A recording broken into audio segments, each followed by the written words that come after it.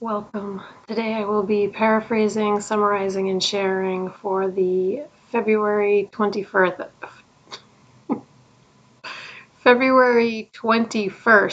Al-Anon readings in Courage to Change and a little time for myself. We'll begin with the Serenity Prayer and 3 mindful breaths. God, grant me the serenity to accept the things I cannot change, courage to change the things I can, and wisdom to know the difference.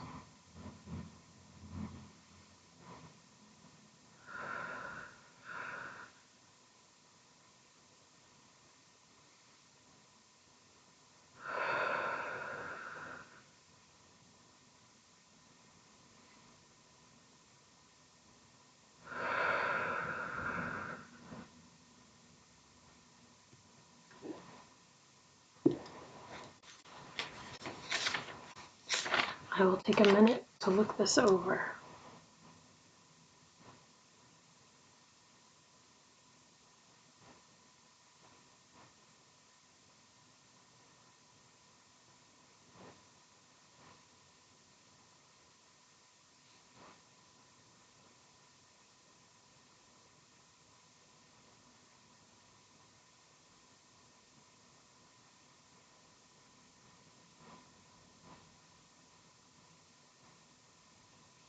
The question of the day is, which aspects of the Al-Anon program are most crucial to my recovery today? And this passage is about a person who attended meetings as their only means of recovery. But as time went by, they realized that Al-Anon was a whole process that included more than just attending meetings, such as working the steps, getting a sponsor, reading conference-approved literature, carrying the message to others, improving our relationship with our higher power, a higher power of our understanding. In addition to going to meetings, all that. Today's reminder: when we work our entire program, we work towards serenity and prosper in recovery. And the quote is from One Day at a Time in Al-Anon. It talks about how Al-Anon is a way of life, a rich and rewarding life. It's not just to survive living with someone who has a drinking problem. So which aspects of the Al-Anon program are most crucial to my recovery today?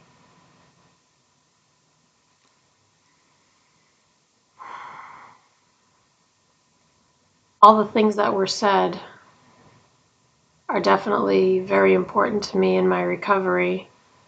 I think ultimately what it really is the feeling of fellowship. It's the feeling of connection. It's the feeling of being understood for who I really am and being accepted.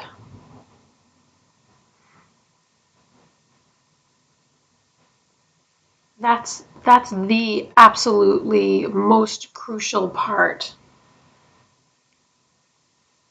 of my program, is that there's always that understanding underneath everything for me. So everything else is pretty easy to do because of that feeling of being connected and understood and accepted. And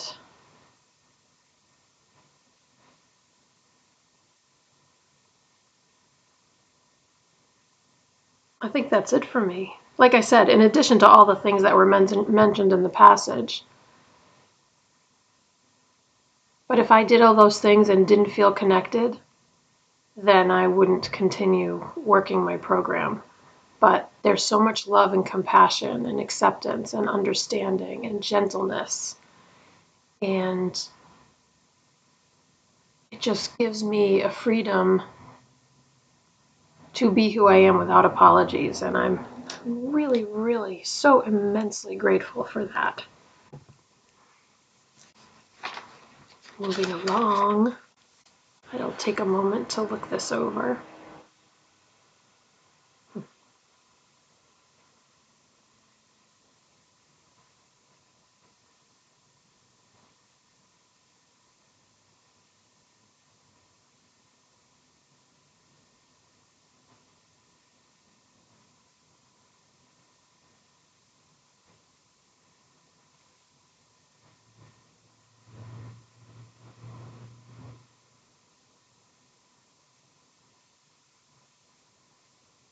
This is about the 10th tradition.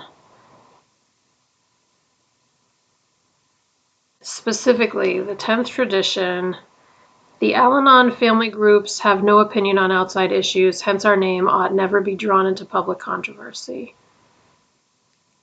So in our groups, it means no one will try to recruit us for any cause.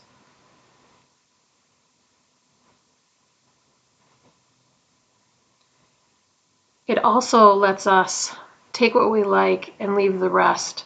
The passage actually starts by saying that this person's sponsor has political views that disgust this person who wrote the passage.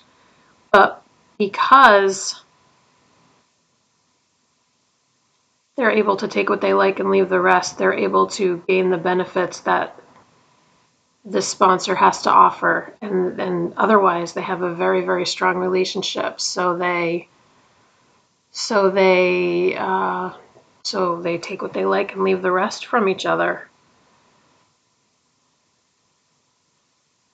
Today's reminder talks about being tolerant of other people's views, taking what we like and not leaving and leaving the rest.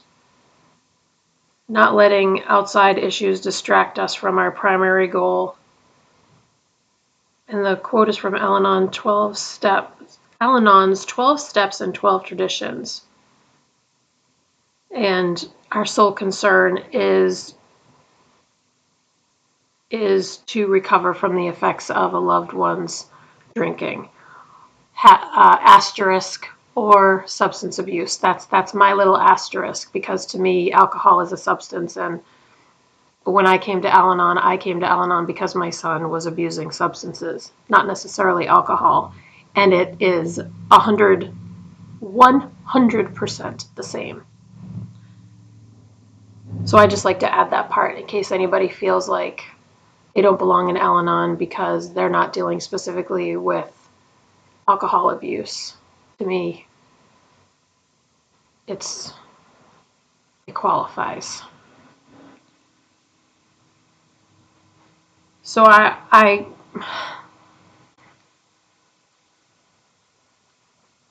understand what this passage is saying. I feel really lucky because me and my sponsor happen to have similar political views. So there's like that ease and that comfort. But there are other people in my life who have much different political views. And this is what I do. I take what I like and I leave the rest. And I try to see past that human construct of politics, and I try to look to the person's soul. And that helps me. I have this theory that people all want the same thing. It's just a matter of how they think that they can get it, which is, I think, the political part. Because in my mind, everyone wants to be loved and accepted, be able to have a roof over their head, be comfortable, have food in their kitchen, have, shelter from inclement weather, be warm in the winter, stay relatively cool and comfortable in the summer, have clothes that are comfortable, that protect them from the elements,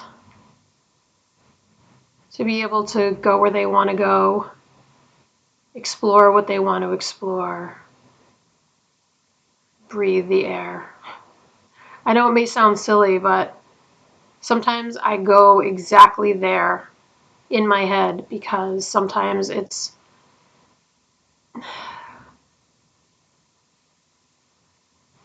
it can be very difficult to wrap my head around when I hear people saying certain things.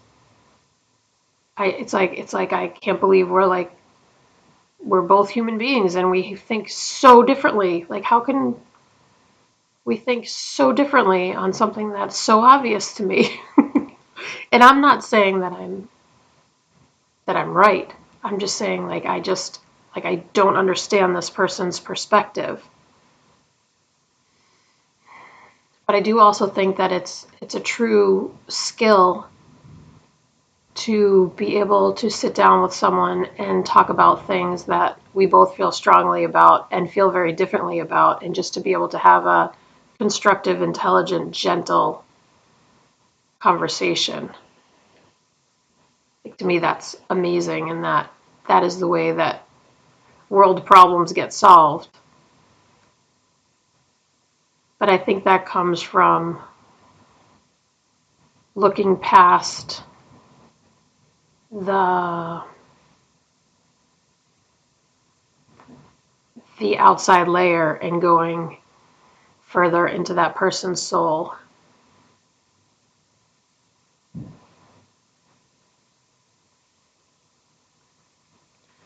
So thank goodness for the 10th tradition.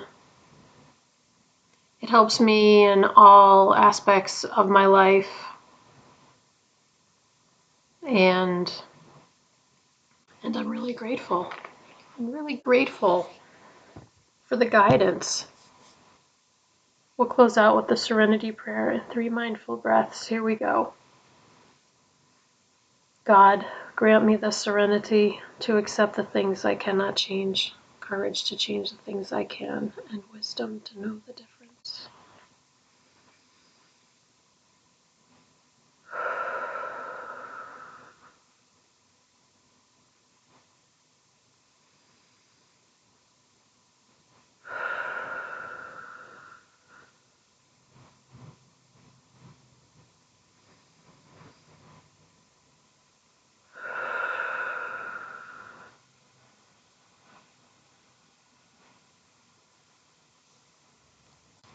Thank you so much for joining me today.